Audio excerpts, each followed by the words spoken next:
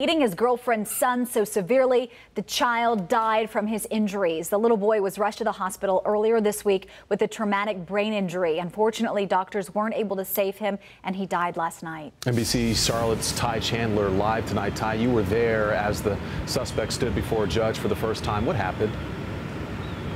Well, you know, it's interesting in court, his family showing up in large numbers. They also showed up with local activist John Barnett. They tried to convince the judge to lower his bond. They say he is a man of good character. The judge refused to lower the bond, setting it at $500,000 for the child abuse charge. No bond on that murder charge. He's made out to look like the villain, and he is not. Christopher Sims' family showing up to court in force. There is more to this story than you know. I'm not at liberty to speak on everything at this time, but trust me, there is more to this story.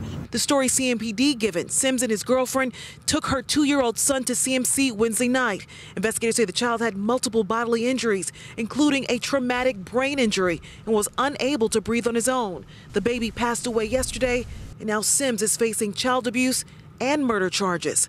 The allegations that are going around about him are false.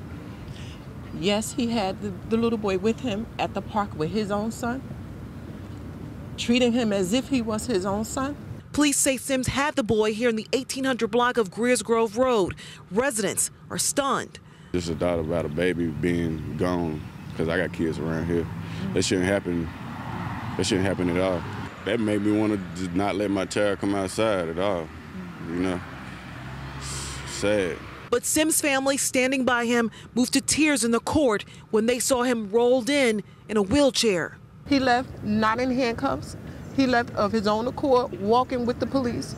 He entered the courtroom today in a wheelchair with no explanation as to what's wrong with him. It's not fair, and we demand answers as to what happened to him while he's in police custody.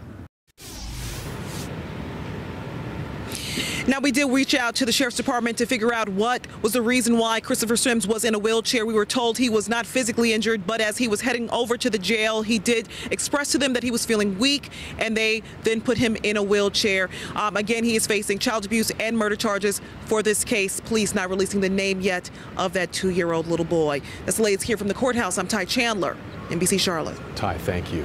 Back to that breaking news. Within the last 15 minutes, we've confirmed that a student